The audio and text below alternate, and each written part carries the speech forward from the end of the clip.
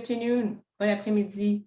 Bienvenue, welcome to the National Manager Community Symposium, Session 4, Happiness at Work and Career Development. Today, we're talking about happiness at work in the public sector. Aujourd'hui, nous parlerons du bonheur au travail et du développement de carrière dans le secteur public. Je suis Valérie Plourde, dirigeante régionale de la région Québec-Nunavut pour la Communauté nationale des gestionnaires. Veuillez noter que cet événement est enregistré. Please note that our event today will be recorded. Please turn off your camera and mute your mic that have already been muted automatically for a best experience, and also disconnect for VPN if the connection is not the best. Avant de commencer, j'aimerais reconnaître que je suis située sur le territoire du Grand Traité de paix de 1701, le territoire traditionnel des Canadiens et Aka, les Mohawks. I invite you to take a moment to reflect on the land on which you sit.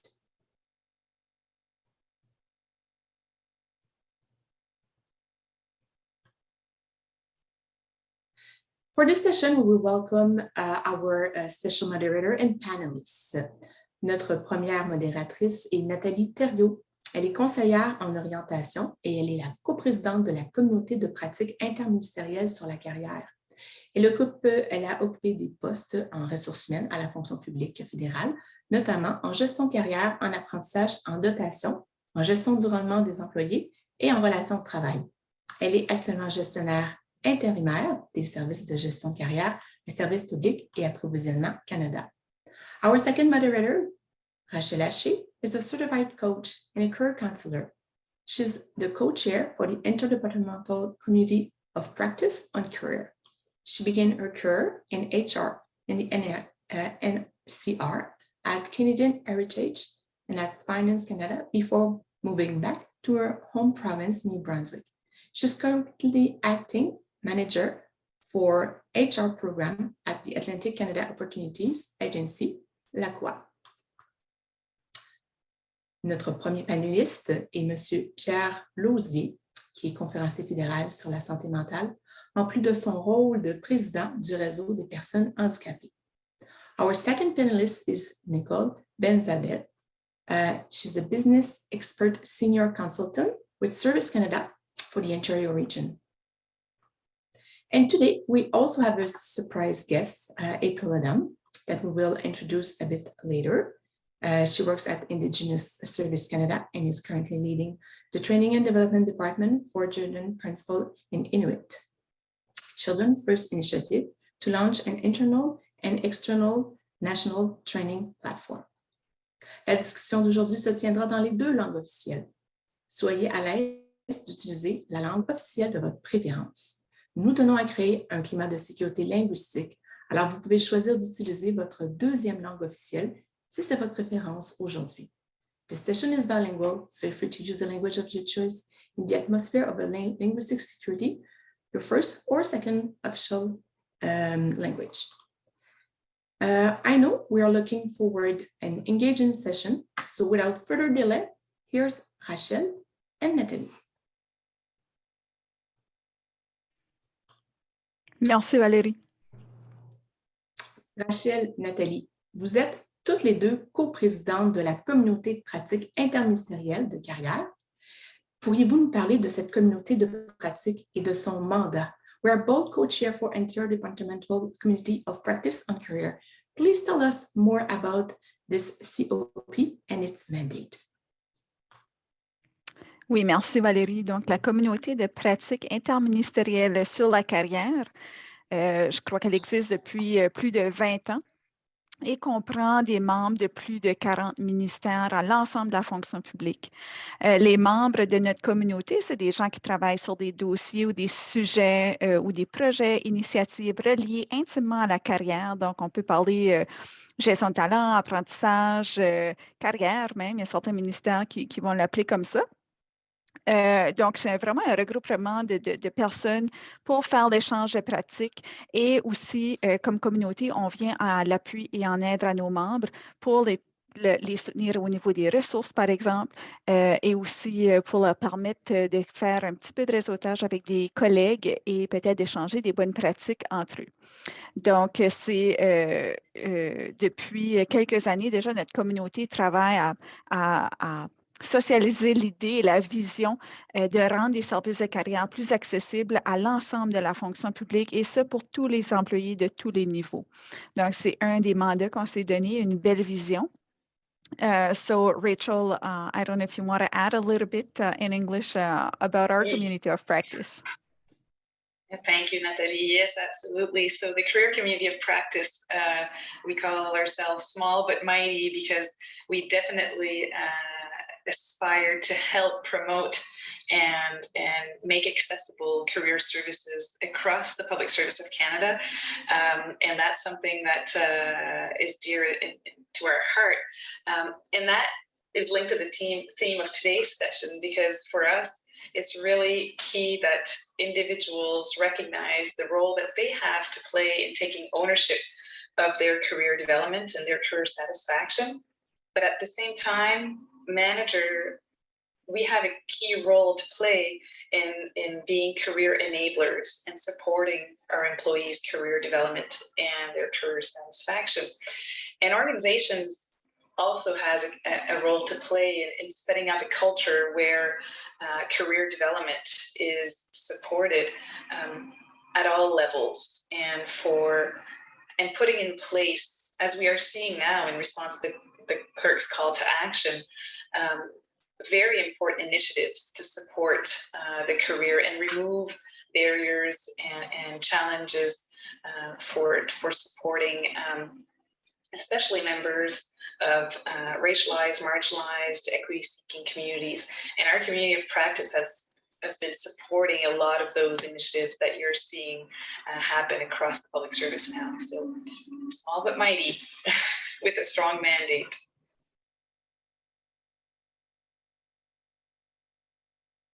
Merci, Rachel. Thank you, Rachel. Merci, Nathalie. Thank you, Nathalie. Rachel, tu as débuté ta carrière à Ottawa et tu as eu un transfert à l'APECA à Moncton, au Nouveau-Brunswick. 15 ans plus tard, tu t'occupes maintenant du poste de gestionnaire intérimaire des programmes RH, toujours à l'APECA. l'APECA à Moncton, au Nouveau-Brunswick, mais tu occupes désormais le poste intérimaire des services de carrière à SPAC au siège social à Gatineau, mais à partir de ton domicile à Dieppe. Selon vous, et selon votre perspective régionale, quels sont les défis et les opportunités de carrière des gens en région? Rachel, you began your career in Ottawa and then transferred to Aqua in Moncton, New Brunswick. 15 years later, you now occupying the position of acting manager for the HR program teams. Still with the Aqua, Nathalie, you began your career in Moncton, New Brunswick with Aqua and on the career service at PSPC, reporting directly to HQ in Ottawa from your home office in Dieppe. From your original perspective and personal perspective, what are some of the challenges and current opportunities of working in and for in or from a region? So I'll begin on that one. So what Valérie just explained there is that Nathalie and I actually did the opposite. I started in Ottawa and I transferred to Moncton, and she began in Moncton, and she's now working for head office in Ottawa. So we crossed paths along the way.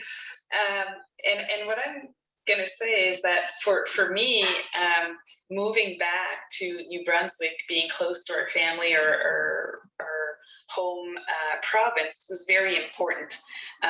So when I began my career in Ottawa, I wasn't sure if that would be an option, because we know that there's limitations when it comes to certain opportunities to work for a head office, especially in those corporate functions where most head offices are located in the NCR region. When I saw that there was an opportunity to work in head office at ACOA, Atlantic Canada Opportunities Agency, I seek that opportunity, and since then I've been with this agency. However, I've continued, because I had begun my career in Ottawa, I was able to stay connected and really take advantage of the networking opportunities to stay connected within the networks that exist across the Government of Canada.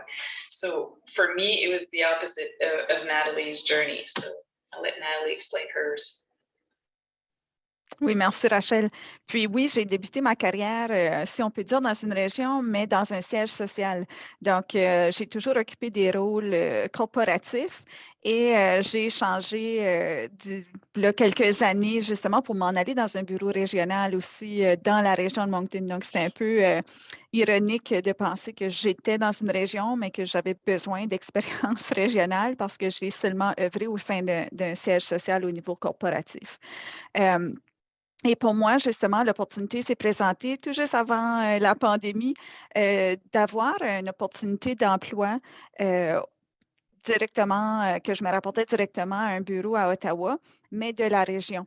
Donc ça, j'ai beaucoup apprécié. Puis, je crois que le modèle était à l'essai à ce moment-là. Donc, ça se prouvait justement que ça pouvait se faire avec la pandémie. Et puis même, c'était une occasion d'emploi qu'avant, on n'aurait pas pu penser que c'était possible. Et encore moins maintenant que j'occupe le poste de façon intérimaire, le poste de gestionnaire.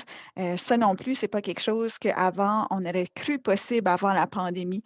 Donc, j'espère que justement, cette pandémie aura probablement ouvert des portes en ce sens, où est-ce qu'on peut apporter le travail où est le talent et non le contraire, de faire déplacer les talents vers le lieu de travail.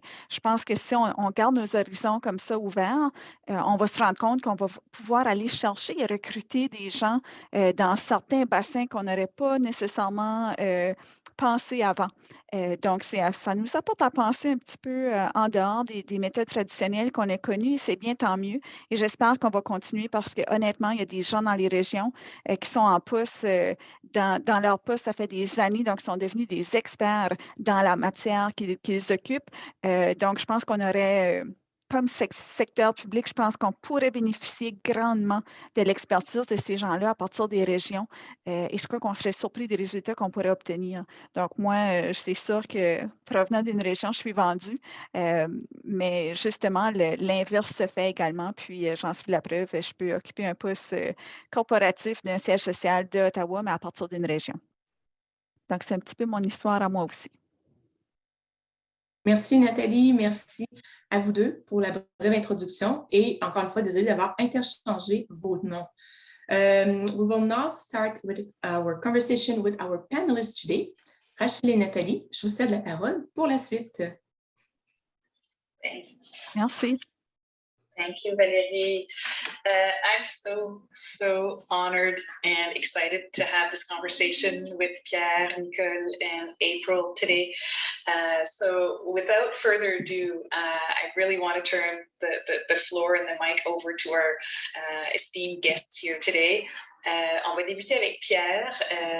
Pierre, si tu veux nous partager ton histoire de carrière, ton parcours, ce qui t'a mené jusqu'à nous ici aujourd'hui.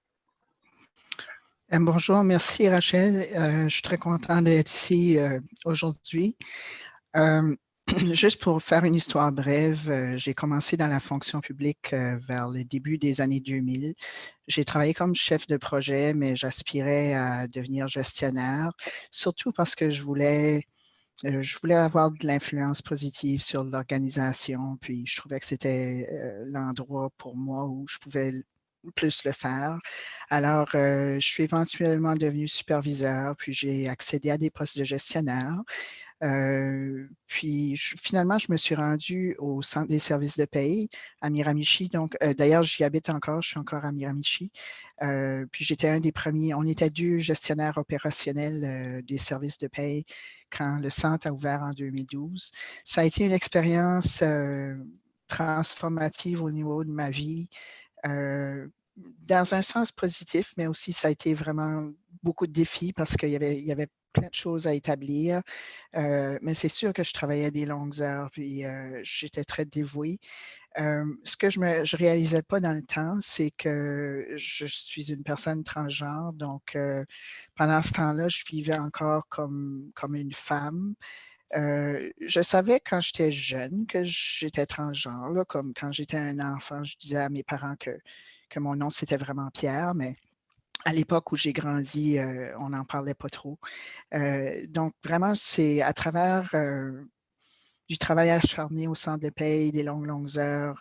Je me disais toujours que j'aurais jamais d'épuisement professionnel parce que j'essayais de garder un équilibre travail-vie professionnelle, mais après de nombreuses années des longues heures, je me suis heurtée contre un mur, puis j'ai fait un épuisement professionnel. So I had a burnout, work-related, back in 2015, and I really felt at the time like a failure. Like I really, but what I realize now is I think the gender dysphoria part was not helping because I wasn't, even though I was really as genuine as I could in the workplace, I was striving to advance in my career because I thought, like, you know, if I can get into a position of influence, I'll be able to better help the organization and you know, show also my strategic thinking and my focus towards human beings and wellness in the workplace. So I hit a low, but really that helped me grow as an individual. And I can say it was the best journey that I could have gone through for myself, because through that journey, I realized I started living more openly with the anxiety I was carrying. And 3 years later, fast forward, I realized that I had gender dysphoria. So back in 2018, and it was also partly through work, which is kind of cool because je veux juste toucher là-dessus rapidement. I know I'm switching from one language to the other, but I'm your traditional New Brunswicker, very bilingual. Puis j'avais une superviseure, c'était une directrice dans le temps, puis je ne sais pas comment est-ce qu'elle a fait pour le faire, mais elle l'a fait d'une manière très, très diplomatique, mais tu sais, quand on a des... we all have blind spots, je ne sais pas le mot en français, mais tu sais, des choses qu'on ne se rend pas compte par rapport à nous-mêmes, puis elle m'a juste donné de la bonne rétroaction, puis je suis allée chercher pour de l'aide, puis c'est là où je me suis vraiment rendu compte que je vivais avec cette lourdeur-là pendant toute ma vie. De dysphorie de genre. J'approchais la cinquantaine quand j'ai réalisé ça. Alors, ça a tout changé mes plans de carrière, mais j'ai commencé à m'investir plus dans la santé mentale, dans l'accessibilité, ces choses-là, beaucoup de réseautage. Et puis, j'ai eu l'opportunité aussi au travail d'avoir une très bonne directrice qui m'a permis de travailler là-dedans éventuellement. Ça fait que je travaillais à temps plein dans ces dossiers-là. Puis, un peu comme Nathalie disait, en raison de la pandémie, parce que je suis au Nouveau-Brunswick, il y a un poste au niveau national qui s'est ouvert. Et puis, il n'y a plus de barrières comme dans le passé. Alors, je suis maintenant président à temps plein du réseau des employés en situation de handicap pour SPAC. C'est quand même une grosse population. On est au-delà de 17 000 employés. Alors, c'est un travail assez exigeant, mais très, très enrichissant. Puis je pense que c'est toutes mes expériences du passé qui m'amènent où est-ce que je suis rendue aujourd'hui. Je vais m'arrêter là. Merci, Pierre. Tel qu'on a discuté la semaine dernière, la première fois que j'ai entendu ton histoire, ça m'apporte des frissons. It's just so incredibly all linked. The full being of who we are, our personal side, our professional side, we can't dissociate who we are. And that's what you're sharing with us when it comes to career satisfaction. It's not just about the job, it's really about the full human being that's carrying those responsibilities. Merci, Haché. Yes, I agree. It was a realization for me, but then I guess because I was so disconnected in a certain way because of the dysphoria, if I can take a few minutes to explain it, it just felt as if I was walking on a tightrope all of my life because I could never really fully feel comfortable being myself. So I for sure wouldn't have been in a situation like today speaking to people. But as I began to become more myself, and it was really my work journey that brought me through that, like things just fell into place. And so I guess my message is I was trying to do things with an external vision, you know, wanting to focus on advancing and thinking once I can advance, I'll be able to show all of my potential. But what really happened is I started, you know, my journey brought me to growing how today I can contribute, and just feeling very rewarded and very, very happy in the workplace. I feel that the workplace is like a big playground for me now. Vraiment inspirant. Merci, Pierre. And what I'm hearing as well is in terms of in the career development field, the identity is so much important to reach your career satisfaction. And when we're working as career counselors, you know, with clients, one of the things that we do with our clients would be to check if they know themselves, and to which extent do they know themselves, and to work on who they are, and really to work on who they are instead of what they want to do. So that's one aspect that as manager, you know, we spend a lot of time with our employees looking at the what. What do you want to do? What do you want to work on? What are your strengths? What are your interests?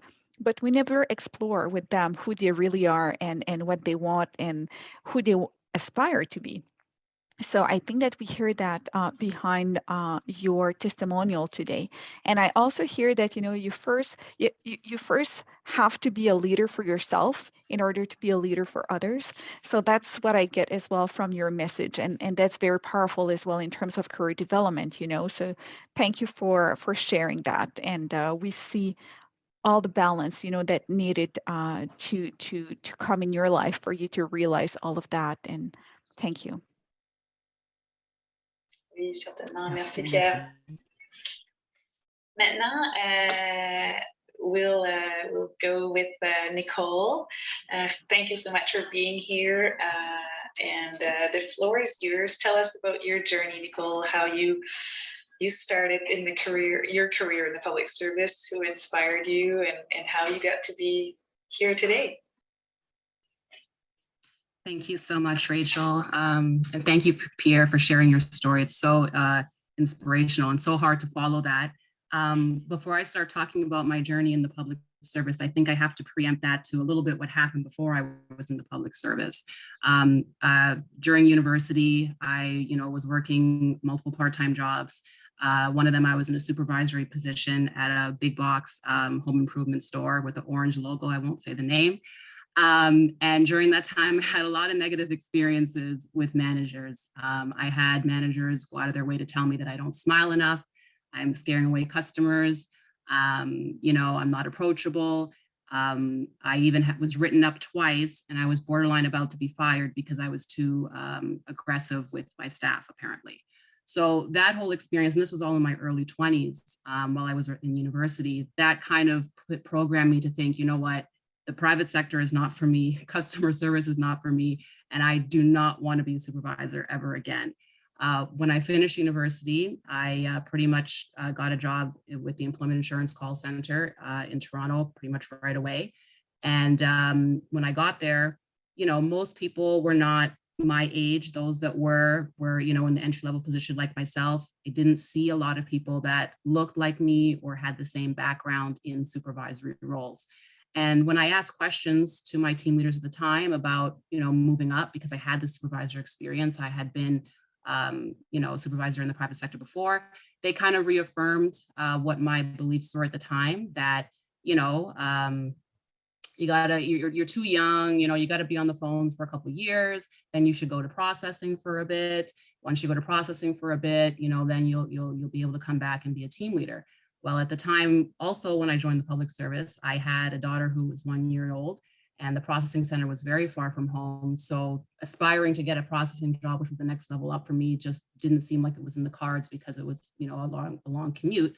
So I kind of gave up. I felt that nobody was kind of thinking of that I could be, jump to the supervisory role anytime soon. And no one thought that I had that in me, so I could just put my head down and just keep answering calls and kind of forget about aspiring in my career. And that was hard because I think for a lot of people, especially, you know, if you've gone through university, we're always chasing that next degree or that next certification. And then when you join the government, you're chasing that next promotion.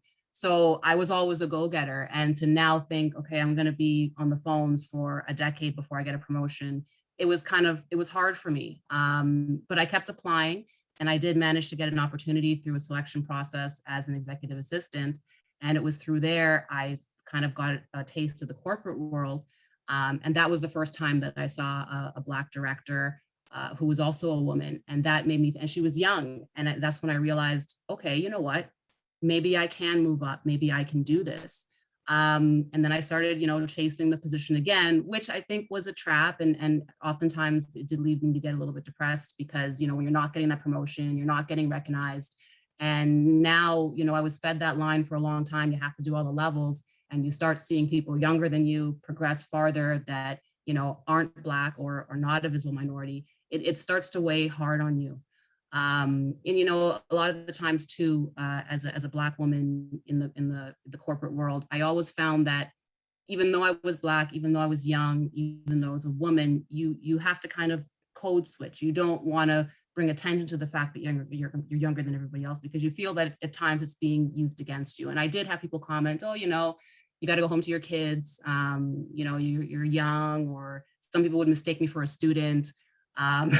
So, you know, like, even if no one's outwardly saying that they're judging you because of these things, you can't help but feel that, you know, your career is suffering because of it. And it led me to really, you know, get depressed, get upset, get frustrated. But it wasn't until I stopped chasing the position and I was like, you know what, I just have to, even if I'm able to be successful and move on and move up, what's going to happen eventually when I get that director position that I'm chasing? You have to eventually just sit there and be happy with what you're doing. And it was when I took a step back and I started to be happy outside of work, actually, and you know, pursue fitness and health and nutrition, you know, separate that and have that work-life balance. I think that's when I actually started to be happier, because I wasn't constantly chasing, you know, those promotions. So I think, and being authentic. And fast forward a few years to last year with the murder of George Floyd, that was the first time when now the conversation of race started happening at work.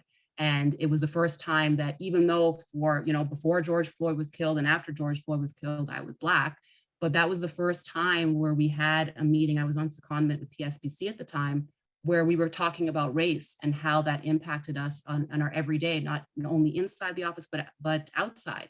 And I was able actually to speak to my Blackness. And I think that was the first time where I realized, you know what, part of, I think, my unhappiness was I was constantly trying to be the people who were getting promoted. So not pointing out that I was young, not pointing out that, you know, I had small children at home, not pointing out that I didn't come from the same socioeconomic background as everybody else, but that, you know, I was trying to fit in. But when I was able to raise my hand last year when I was on secondment at PSBC and say, I'm Black, I'm a Black woman, you know, I was a young woman, this is what I face both inside and outside the workforce. I've had directors touch my hair, I've experienced these microaggressions. It was at that moment that I felt like I could be authentic. And now I don't chase the positions, but I chase what I'm passionate about. And that's diversity, that's inclusion, that's sharing my story with others, like I'm doing right now today. And, you know, I think that's for me, that was my career journey, is realizing it's like Pierre said, like, this is a playground. It's not about, you know, trying to be the next ADM necessarily, but I'm finding what you're passionate about and just doing it. And I think that's what's really great about public service, is there's just so many options and we're able to do that.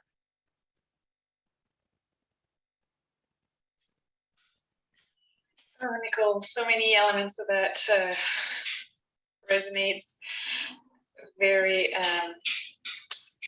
very kindly to so many stories that we hear of people that, you know, since the George Floyd, the sentence that we've used, I could speak to my Blackness. by focusing on chasing those positions and being able to be your true self and realizing that your happiness was much more about that, taking care of you, putting you first, than any fancy titles would open up those doors for you. Mm-hmm. That's pretty powerful stuff. And I like when you're saying, Nicole, I began to chase a passion. And when you're chasing a passion, that's where your work starts to have meaning for you. And if you don't have a purpose or a meaning behind your work, it's very hard to reach career satisfaction.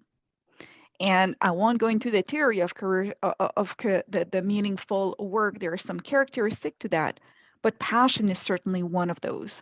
And if you're passionate about it, it's because you can relate personally to it.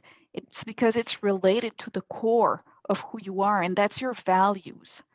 So again, I'm coming again, when we're talking to employees about their career, we're to focus on, what are your interests, what are your goals, where do you want to go, and not enough about who they are as a person. And again, it's a great example of, like Pierre, of finding that balance between who I am, chasing that passion, and everything else will fall in place, because if I follow the passion, definitely I will be on the right path. And that's the path that we're looking for. And too often we're looking for a job title. It has to be clear, and the path that leads there has to be clear, but that's not how it works in career development and to reach career satisfaction. It's really to connect inside. And as long as you're connected with inside, you're on the right path. You don't know what the destination will be, but at least you're on the right path, and whatever you will end up will be the right place for you. So you have to trust the process. And I feel it, Nicole, that passion of yours. I see it in your eyes. Like, it's so beautiful to hear about it. So yeah, I don't know, Rachel, if you have anything to add, but that was so inspiring, the chase the passion thing. And chase the passion, and both Pierre et Nicole, vous avez partagé que pour vous, c'était that sense of purpose, ce sentiment d'avoir une raison d'être, and really focusing on the being versus constantly focusing on the doing. And that's also a concept in career development that we often talk about. Is it's so easy to get caught up in the doing and do more. In fact, I'm just going to do more. It's going to prove my worth, until we hit that wall and recognize that it's not giving you the results that you were expecting. And as managers, we're often in that sandwich position of having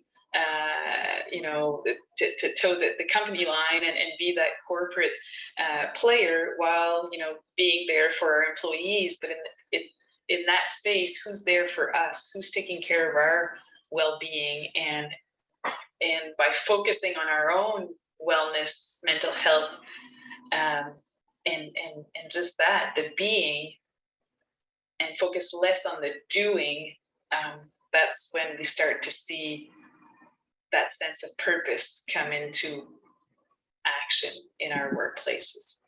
So thank you both. That's such inspirational and powerful journeys. April, I'm going to invite you to turn on your camera. Nicole is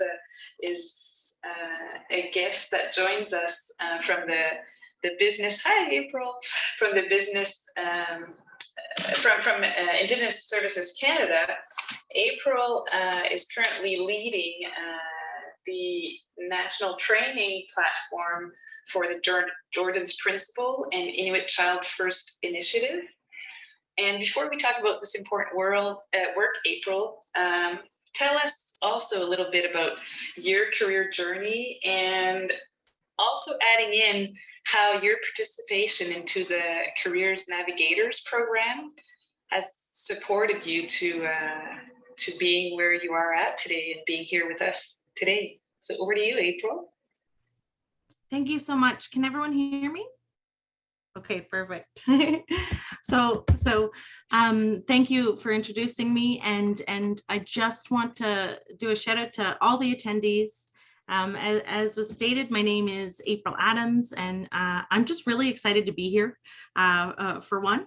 And thank you all for having me, and thanks to all the attendees and panel guests just for showing up. You know, the first step is usually the hardest, I find, in doing anything. And also, I want to just let everybody know I'm Cree Nation, and I'd like to do a shout out to any Cree attendees across the nation. Woo woo! Also, in appreciation, I want to let you know that I am currently on the ancestral and unceded territory of the Lanu to the east, where the sun rises, and my oh my, does it shine. With all of that in mind, I want to share a couple other things with you before I really dive in deep, which is that my grandmother was a residential school survivor, and which was a determinant of my father being taken in the 60s scoop. So I am one of those stories that you hear. And referencing Dr. Michael Hart, I want to mention that as humans, we tend to overcomplicate things in our work. And I encourage everyone to simplify whatever you can for yourselves and others. It really gives us a breath of fresh air when we do. I also want to say that it's okay if you don't know everything. Just breathe. Because it's okay to make mistakes and learn from them, and it's okay to figure things out as you go. I wish somebody would have told me that a long time ago. Lastly, before I open up about myself and my journey, I want to share that it's okay to be dysfunctional in some ways, but that doesn't mean we can't be functional and helpful in other ways. Because the expectation that you are to be healed and that you are to have everything together in order to go out there and work with other people, that's not realistic. So again, with that first step, if you're ever struggling on that first step, just take it, dive in. That's not true. We all have issues. We all have things going on in our lives. Look at me. I have deep multi-generational scars. And like Dr. Hart says, just focus on improving, moving forward, and remind yourself of what you have done and learn from it. And when you stop and reflect, and when you take next steps, you know, use that as you keep going. And throughout all that process, I encourage you to offer what you know up until a specific point in which you're speaking to someone, to whoever it will help. I really liked hearing the other panelists and their stories, because it really kind of revitalized me. I work hard and I work a lot, and it's always nice to hear that, you know, we all struggle with something along the way. So as for my journey, first I want to say I wear a lot of hats. I'm sure that the people that I was communicating with when they were trying to set me up for this have learned that. I'm a mother, I'm a daughter, I'm a sister, I'm an aunt, I'm a caregiver for a huge multi-blended family. I'm a student at all times, and an employee and a volunteer. So yes, like I said, I wear many hats. I started working with the federal government as a heritage interpreter with Parks Canada, actually. It was a lot of fun. It was an amazing opportunity to learn about Indigenous peoples and history, and the Vikings, actually. It was in Lanceau Meadows. Great experience. Then after that, in the federal government, I moved into a position and it was working with finance and pay. And I was really excited about it because when I was hired, they told me I was the first person called, and they told me that I was the definition of public service. So I went into it really, really happy and excited. And I actually moved my family for this job. So that was another big, big step. What I didn't realize when I got there was that I really shouldn't have been very forthcoming about my Indigenous ancestry, because it was a very, very white supremacist area, and there was a lot of racism. Unknowingly, in the icebreaker, you know, that first week when you do icebreakers at work, I shared it all because I'm really proud and really prideful of it. And the aftermath of that created a lot of what the other panelists have talked about. You know, I felt shame. I felt horrible. You know, I questioned my confidence. I questioned my self-worth to an extent that wasn't healthy. I had really long hair and I tan really easy in the sun, and I chopped off all my hair. I dyed it red. I didn't go in the sun, and I haven't really went in the sun a lot since. It was quite the experience. But it really like had a full circle negative effect on me. And I could have given up there, but I was very, very lucky. And this kind of ties into why we're here. I had a really good contact with somebody in federal government, a manager, and she really just didn't give up on me. She just helped me every single step of the way to get through that process. And I will be forever grateful to her, because now I'm living my life, you know, like I'm living my true life. I started off at Jordan's Principal just last year. November, actually. I started off as a casual assignment. If everybody's been there, I know, I understand the stress that comes with that. And from that casual assignment, I was extended as a casual assignment. Then I was offered a term. Then I was offered an indeterminate position. Then I was offered an acting position. And right now, literally in the last 2 weeks, I've been offered 3 positions, amazing positions at 1 and 2 levels higher than what I'm doing right now. I'm working with Jordan's Principal in the Inuit Child First Initiative. I love it. I'm passionate about it. I found my place, and I'm comfortable staying here and not taking promotions. And I think, you know, that common consensus that I've seen with the other panelists and I is that, there's my timer, I'm almost out of time, is that, yeah, like, if you find something you love and you're really, really, really passionate about it, don't worry about the ladder. Don't worry about the hierarchy. Don't worry about any of that stuff. Because if you're happy, and in order to be happy, I have to have a good leader ahead of me. If you have that, you hold on to that, because only good things are going to come your way. And so with that, I just want to close with, you know, we are all visitors to this place and time. This place, we're just passing through. Our purpose here is to observe, to learn, to grow, to love, and then, you know, we return home. So I hope you enjoyed my message. And I really want to last statement here.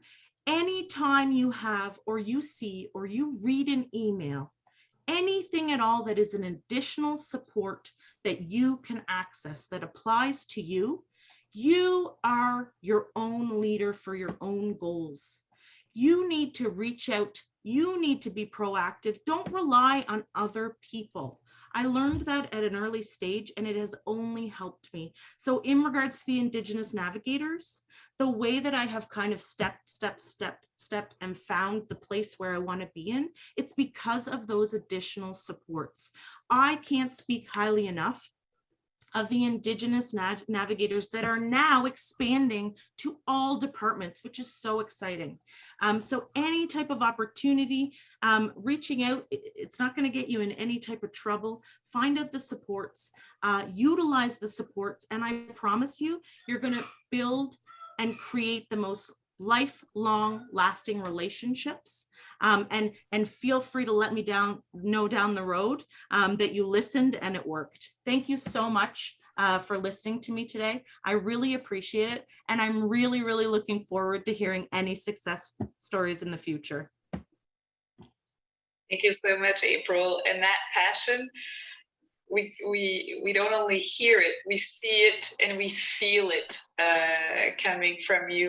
And I don't think that they could have picked any better person to speak about the Career Navigators program and the impact that it had on your career.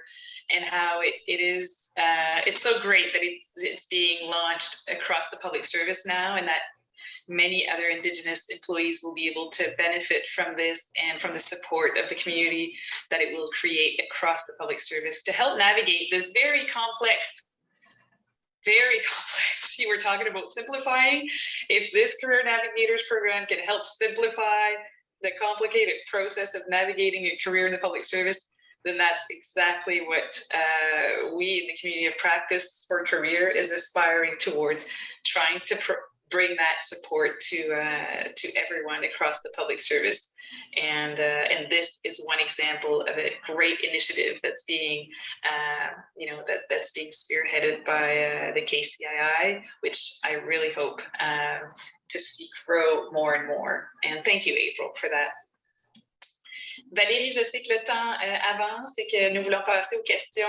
J'ai vu plein de bonnes questions là, dans le chat passer, donc je te cède la parole. Mais merci, Rachel. Oui, at this time, we'll open the floor for the participants' question. On est rendu à la période des questions. Veuillez poser vos questions en vous servant de la boîte questions et réponses. Please use the question and answer box to ask questions for our panelists. We'll start with the first one. On va commencer avec la première. Je vais les traduire d'ailleurs. What advice do you have for working parents who are on the brink of burnout and who have faced the dilemma of considering a promotion versus moving to a position that will allow for more reconciliation between life and work? Donc, la question ici, qu'est-ce que vous proposez aux parents qui sont sur le bord du burn-out, qui doivent confronter le dilemme de soit une promotion ou encore de bouger vers une position qui va leur permettre plus de possibilités de réconcilier travail personnel, vie personnelle et travail. Rachel, je ne sais pas à qui tu veux donner cette question. I don't know to whom you'd like to give this question. And I think it resonates with a lot of what our panelists have shared. So choice between promotion or work-life balance on the brink of a burnout, considering the other family and other life roles that you may have on top of your professional role. So Nicole, you talked about being a young mother and wanting to climb up that corporate ladder. Over to you on this question. What advice would you have for those on the brink of a burnout? It's a very good question. So I started public service with one child and now I have 4. So I can, and I'll tell you, there's no such thing as balance. You will never be able to balance your work and your family. If you're, especially if you're a mother, if you're a parent, I mean, your kids, they're on your mind 24/7, right? Like, how can you possibly, it's so hard. So I think more or less you have to think of it as a harmony. And I think you also have to think of, you're not going to be able to be good at your job and you're not going to be able to be good at being a parent if you're not taking care of yourself.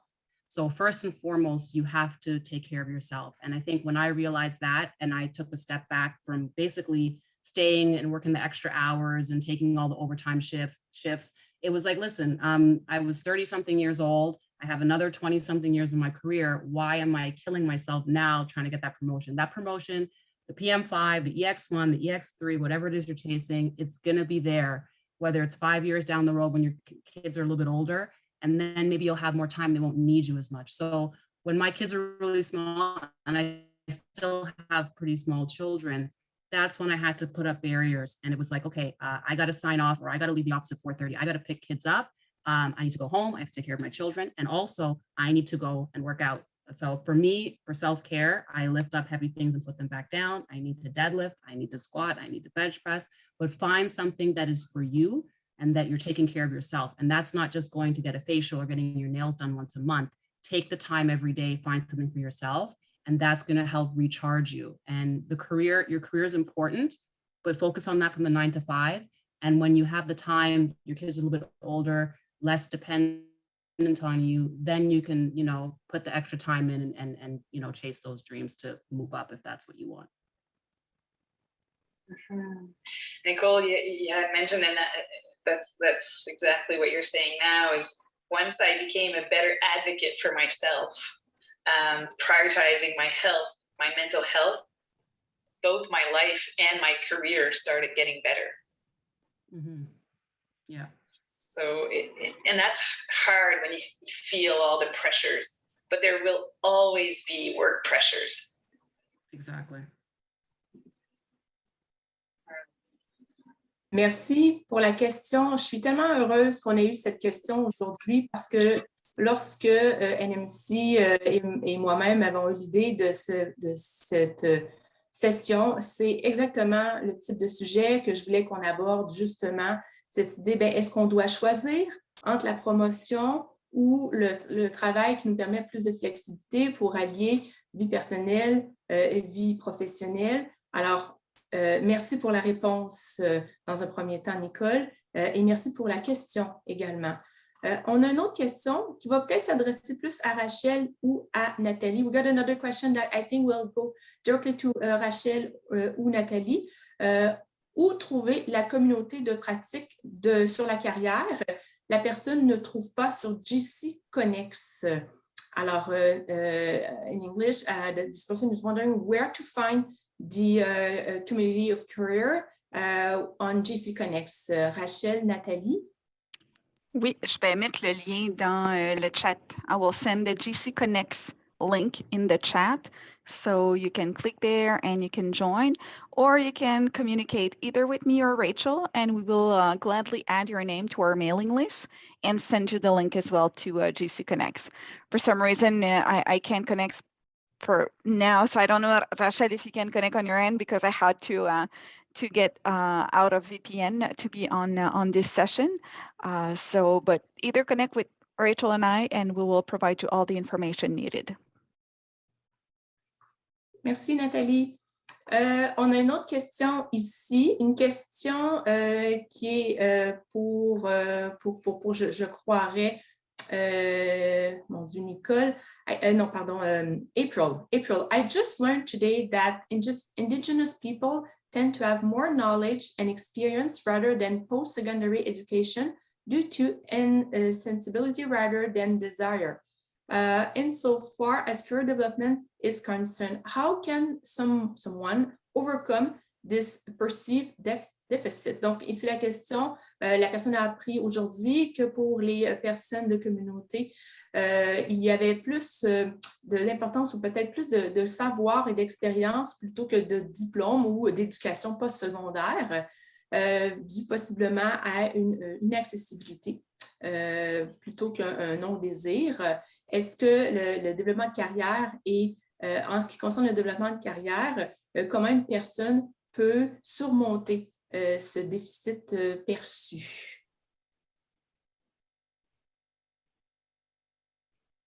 April, would you like to take this question maybe? Yes, for sure. I'm glad you brought it up too, because I'm literally the first person in my family to go to college, to go to university. So I understand completely where the question's coming from. And as I said earlier, I'm a lifelong learner. So I'm always in school, I'm always learning. And to address kind of that piece that you were talking about, one of the coursework that I do on a regular basis is through St. Yves, and it's through the Cody Institute, and it's Indigenous programming, but they're all non-credit courses. So it kind of touches base on what you were talking about, because it isn't so much as important to have that certificate as it is to collect and learn and use that knowledge, you know, and in Indigenous culture, there's a framework of exactly what you were talking about with that question. You know, it's more mental, spiritual, emotional, and physical approaches, you know, and that goes with elder services, and the way that we perceive our elders is different than Western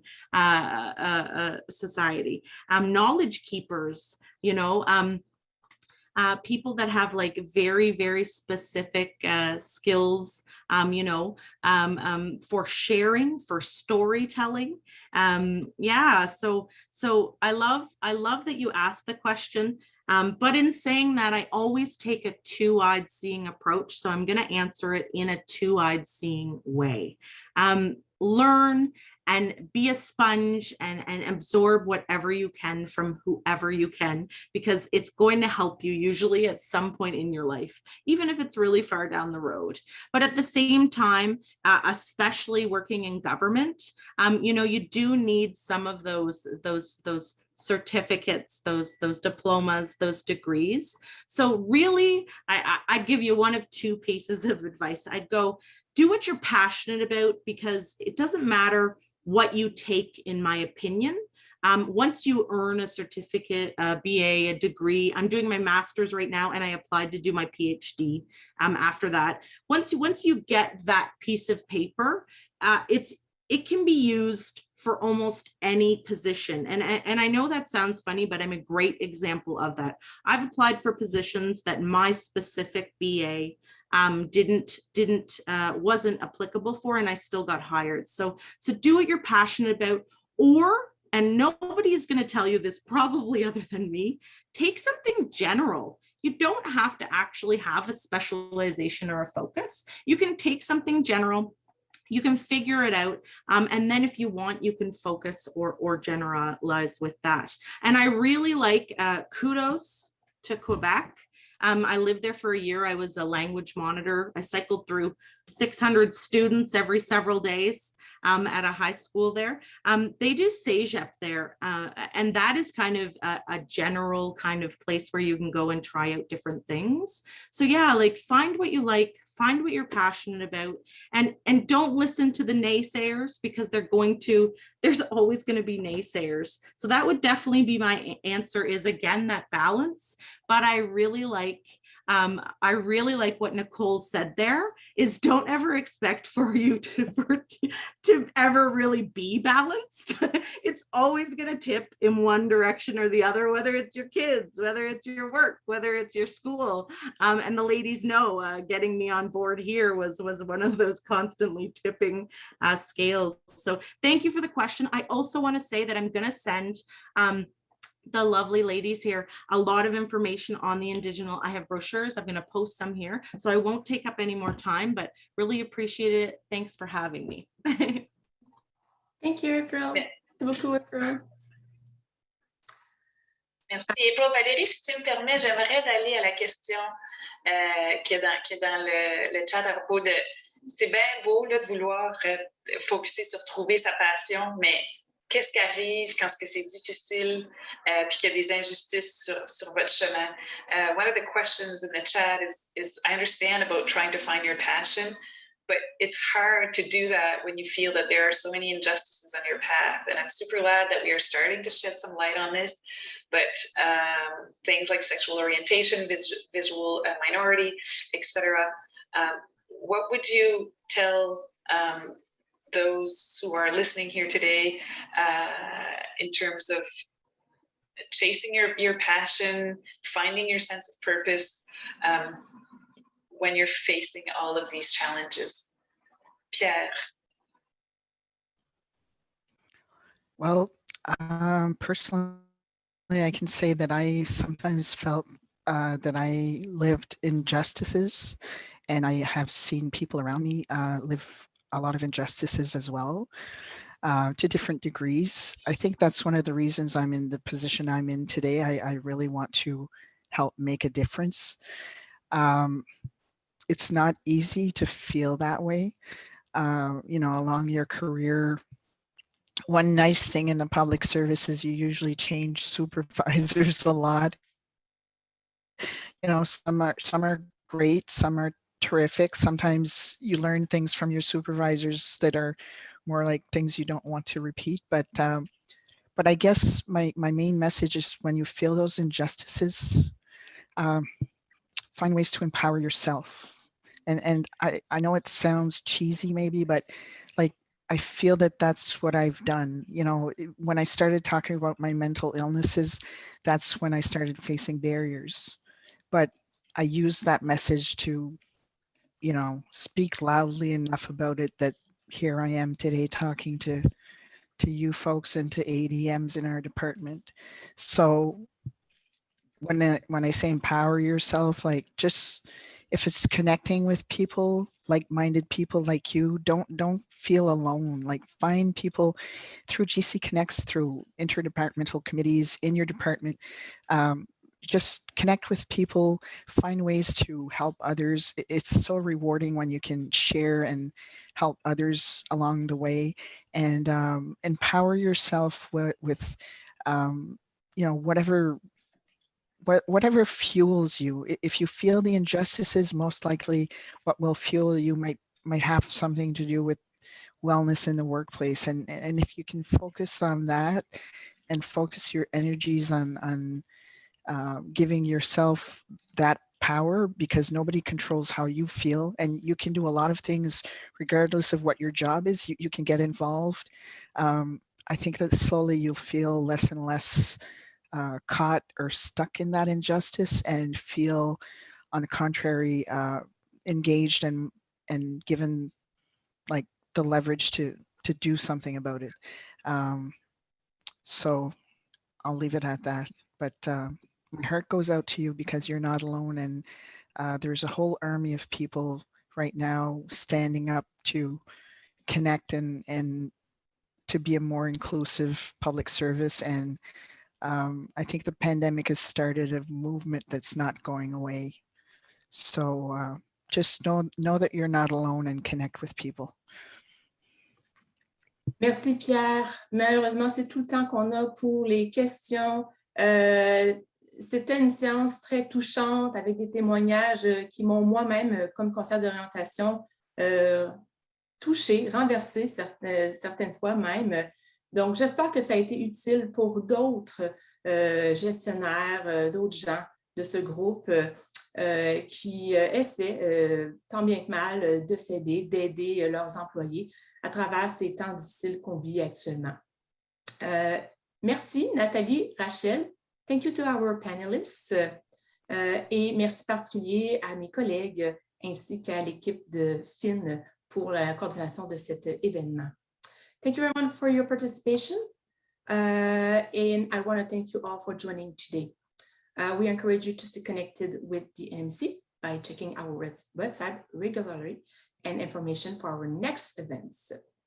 Nos prochains événements, le 25 novembre, la Région du Québec tiendra l'événement Leadership et progression de carrière pour les gestionnaires fédéraux, qui va être offert par le conférencier Anthony Shellen dans le cadre de notre troisième événement de cette série. Also, don't miss our last symposium session tomorrow, Navigating the Hybrid Model. French and English session will be available.